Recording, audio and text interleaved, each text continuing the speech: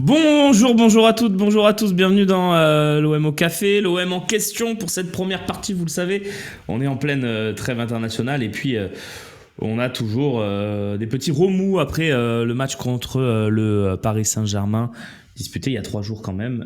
Ça parle encore de l'affaire Rabiot, de la gestion de Greenwood, etc. Donc on est là-dessus, mais je vous proposerai une projection sur la fin de saison dans la deuxième partie. Et je suis content de vous retrouver également dans le chat où vous êtes déjà nombreux puisqu'il y a déjà un train de la hype qui est parti voilà, qui est parti quoi. On est bien.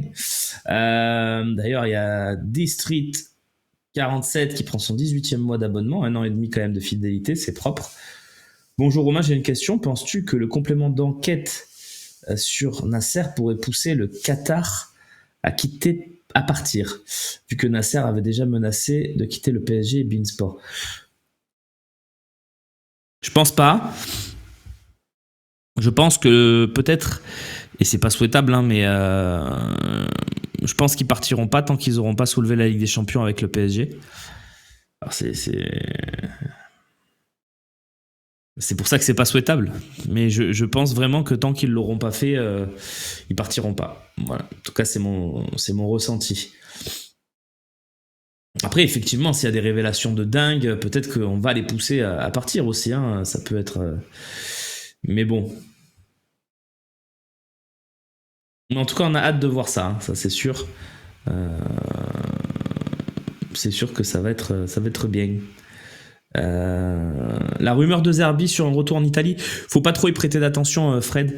Les médias italiens sont persuadés que si la Juve ou le Milan AC tape à la porte de Roberto De Zerbi, il ira en courant.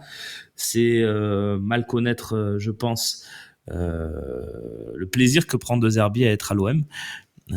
Il est plutôt fidèle dans ses prises de position et je pense que si Benassia et Longoria lui mettent pas à l'envers, ce qui n'a pas été le cas depuis que De Zerbi est là, hein, sur des recrutements, sur des trucs comme ça.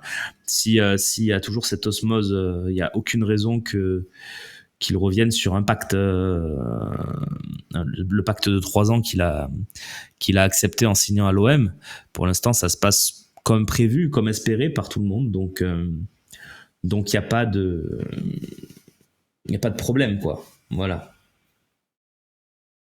A-t-on du plaisir avec Roberto De Zerbi? Je trouve ça assez dur quand on sait qu'au niveau de nos stats offensives, on a rarement vu ça depuis ces dernières saisons, quoi. Le nombre de buts marqués, etc. Le problème majeur, c'est le volet de matchs. On joue très peu de matchs. On n'aura joué que 36 matchs cette saison. C'est vraiment très peu. Par exemple, sur une saison Bielsa où on avait été éliminé au premier tour Coupe de la Ligue, premier tour Coupe de France, on avait quand même joué 40 matchs. C'est 4 de plus, parce qu'il y avait la Ligue 1 à 20 clubs. Alors moi, je suis un fervent supporter de la Ligue 1 à 18 clubs, hein, donc je vais pas revenir là-dessus, mais c'est vrai que le fait qu'on attende par exemple un match de l'OM pendant 10 jours et que le match de l'OM ça soit Angers-OM et qu'on prenne très peu de plaisir, ou OM-Nantes où on souffre, on se dit est-ce qu'on va gagner, etc. Oui, c'est vrai que le plaisir est pas toujours là. Malgré tout, on a quand même eu des belles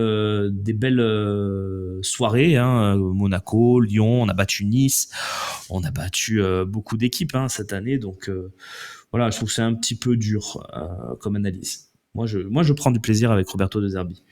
Après, effectivement, il faut aimer le contrôle et plus que le déséquilibre. Pour l'instant, c'est ce qu'il arrive à faire. Lui, il voudrait du contrôle et du déséquilibre, ce qui est assez compliqué.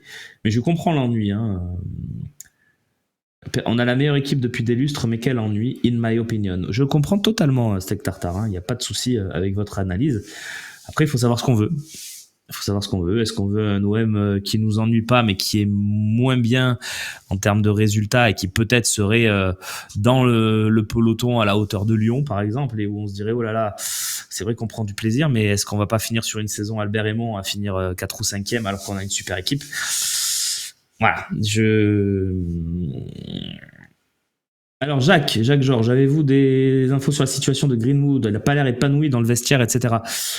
Pour le coup, Greenwood est plutôt pas mal intégré. C'est vrai que la barrière de la langue joue quand même un rôle important. Il y a un autre Anglais dans l'effectif, c'est Jonathan Rowe. Les deux s'entendent plutôt très bien.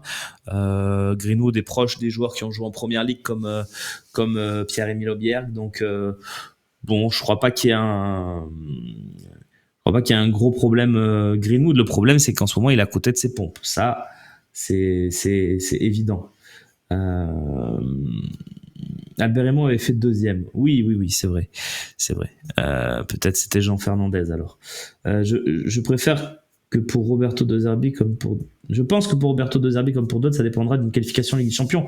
Je suis pas sûr, Albo Marseille, je suis pas sûr. Honnêtement, en tout cas, pour les ambitions long terme, c'est vrai que ça serait mieux. Mais pour le court-termisme... je pense pas que ça entraînerait, par exemple, si on finissait 5e, j'y crois pas trop, hein, mais je pense pas que ça entraînerait un départ immédiat de Roberto De Zerbi. Je le crois pas. En tout cas, la volonté des dirigeants serait pas celle de le faire partir, même s'il y avait une 5e place très déceptive à la fin. Balco, merci pour ton abonnement. Merci à tous ceux qui s'abonnent, hein, les copains. Merci Alex, c'est gentil. N'hésitez pas à poser des questions. Hein. Des infos sur JPP, non, j'en ai pas. Honnêtement, c'est pas un truc que j'ai creusé dernièrement, JPP. Tu préfères finir 3e et le PSG se fait sortir en Ligue des Champions, ou alors tu finis 2e mais il la remporte? 3e, DJ Street, parce que 3e et 2e c'est pareil. Donc honnêtement, oui, 3e, hein, dans ce cas-là. Tu m'aurais posé la question 4e ou 5e, il y a un cas de conscience, il y a une réflexion. Et je sais pas quoi répondre, très honnêtement. Mais bon, 3e, je vois pas de débat. Soyez patient, Rome ne s'est pas faite en un jour. Oui, c'est sûr. Bon, excusez-moi 2 secondes. Hop, ok. Je communique avec la régie. 2 secondes pour la partie suivante. J'ai oublié de lui demander quelque chose à mon cher Loïc Lachaud. Excellent comme d'habitude aux manettes, hein, bien sûr. Hop, voilà. Je t'ai envoyé un petit message, mon cher Loïc. On fait ça à l'ancienne. Le fait de prendre le mur systématiquement face au QSG, je lis vos messages comme ils le sont, Steph. Est-ce que ce n'est pas un motif de départ pour nos entraîneurs de qualité qui rêvent d'un titre à leur arrivée? Ça l'a peut-être été pour Sampaoli. Je pense que De Zerbi, oui, il est ambitieux. Ce qui est bien dans cette saison, c'est que finalement, on est quand même à 17 points. Donc, si on finit 2e à une longueur énorme du PSG, on pourra pas se dire c'est dommage, on a perdu des points contre Reims, nanana. Donc je pense pas que ça soit un problème. Ce qu'il faudrait, c'est que l'année prochaine Paris soit un peu moins dominant et que nous on arrive à hausser un peu notre niveau de jeu et prendre plus de points. Pourquoi pas? J'ai quand même des doutes sur cette capacité-là, surtout dans une saison Ligue des Champions potentielle. Donc on verra bien, pardon. Lirola, Garcia, Harit, Oro, ça vaut combien? Je sais pas, Nico. Lirola, Garcia, ça vaut pas grand chose. Harit, le problème c'est qu'il joue pas, mais sur le début de saison et tout, à un moment donné, il était valorisé à 10 millions. Ça me paraissait crédible, mais je pense qu'il est plus bas. Et Ro, je pense que si tu le revends à un moment donné, bon an, mal an, tu retomberas sur ton tarif que tu as mis parce que c'est un joueur ultra prometteur. Donc, est-ce que je suis surpris par les comptes? C'est A7 qui nous dit ça, par les comptes 2023-2024 de l'OM. On est en train de les analyser. Hein. Voilà, on est en train de les analyser en profondeur. On vous proposera une analyse un peu plus détaillée cet après-midi sur le Phocéen normalement. Voilà, c'est Romain Canuti qui est sur le dossier, donc qui se renseigne auprès de. On veut pas faire des analyses un peu faciles. Voilà, on n'est pas des experts comptables, donc on se rapproche des gens plus compétents pour nous décrypter tout ça, et on vous proposera une analyse bien sûr. Mais pour là. Tout ce qu'on peut dire, c'est que, et tout ce que j'en comprends, bon, je comprends pas mal de trucs, je pense comprendre en fait, mais je veux pas m'avancer sur un truc que je pense comprendre sans être sûr à 100% de comprendre. Mais voilà, ce qui est sûr, c'est que le chiffre final de la saison dernière est de moins 39 millions. Il n'est pas si surprenant parce que la masse salariale de l'année dernière était très imposante avec des joueurs comme Vertu, comme Aubameyang, etc., que on n'avait pas pu compter sur la manne financière de la Ligue des Champions, hein, puisque je rappelle qu'on était en Europa League. Voilà. Et effectivement, Balco, merci McCourt, parce que ce qui convient de dire, c'est que depuis que McCourt est là, il y a quand même beaucoup de saisons où il nous sauve les miches. On pourrait se retrouver dans des situations bien pires. À un moment donné, quand on voit le sort qui est réservé à Bordeaux, par exemple, voilà, si l'actionnaire n'avait pas de solidité, on pense qu'on veut de McCourt, hein. Certains veulent qu'il parte, etc. Certains fantasment encore de l'Arabie Saoudite, etc. Mais quoi qu'on en dise, McCourt, c'est ultra solide et c'est ultra fiable pour ce qui est d'éponger nos problèmes financiers. Alors, il faut aussi dire que malgré tout, ces dernières saisons, Longoria a fait un bon travail là-dedans parce que quand on se rappelle des pertes sous Jacques-Henri Hérault, c'est 39, hein, je crois, Fred, hein, pas 36. Mais quand on se rappelle des pertes sous Jacques-Henri Hérault qui pouvaient atteindre des 85, des chiffres assez fous, voilà.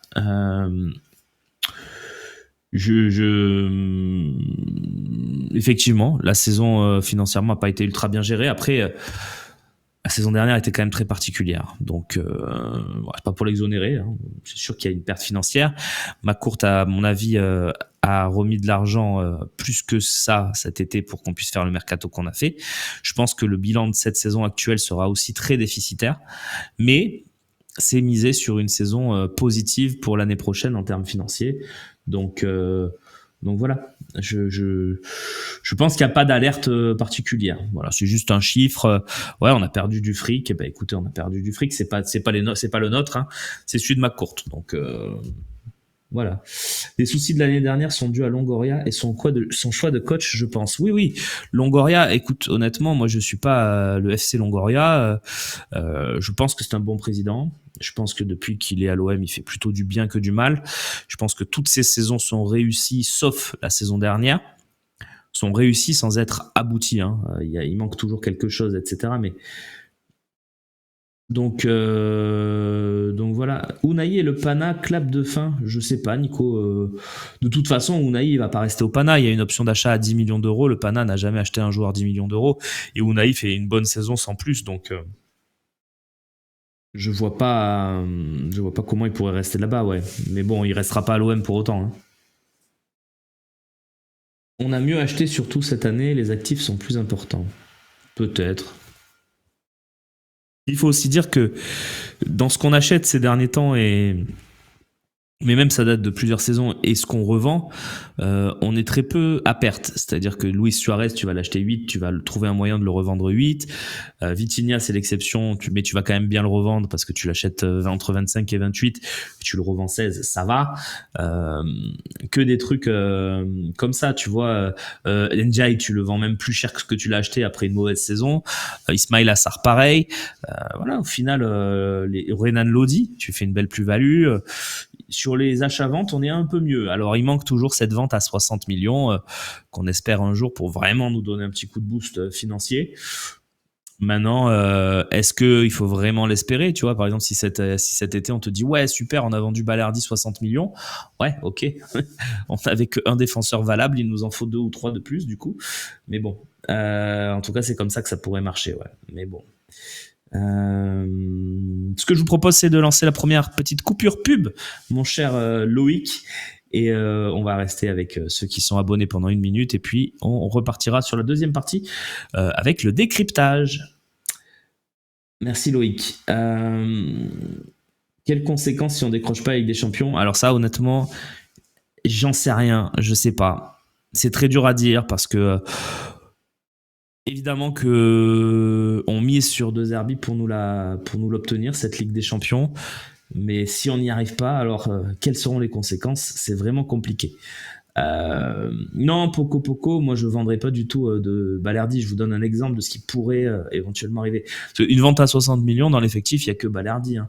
Greenwood aussi, mais il y a des conditions de pourcentage qu'on devrait filer à Manchester qui ferait que ça nous permettrait pas d'atteindre peut-être autant d'argent, quoi. On est au même niveau de points que l'année Bielsa. Tu n'as pas peur d'une même fin de saison? Blessure de Højbjerg, Murillo. Non, j'ai pas peur. Mais justement, on va en parler. Enfin, j'ai pas peur. Ça peut arriver, mais on va en parler dans la deuxième partie. Ne trouves-tu pas qu'on en fait trop sur Greenwood, joueur à peine 23 ans? Ah, mais si, on en fait totalement trop, JC. Pour moi, il est dans une mauvaise passe. Mais moi, j'oublie pas ce qu'il a fait en début de saison où c'était vraiment notre clutch player ou notre joueur qui nous faisait gagner les matchs. Et moi, je cracherai jamais sur la saison de Greenwood, même si elle se termine comme elle est en train de se terminer. Pour moi, Greenwood aura quand même fait une bonne saison. Je veux dire, sans lui cette année au niveau offensif. Enfin, on le voit, hein, sur les matchs où il joue pas dernièrement, on est inoffensif.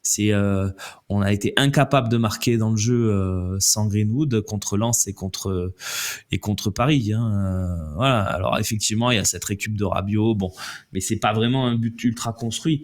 Enfin, moi, dans la façon dont on construit les choses, je trouve pas que lever Greenwood soit l'idée du siècle. Voilà. Est-ce qu'il n'est pas sur le départ? Le truc, c'est que je vois pas où Mister H. Mais bon, on en parlera dans un prochain OMO Café. On a le temps. Je ferai un énorme focus Greenwood. C'est promis. On va basculer avec la deuxième partie de cette émission.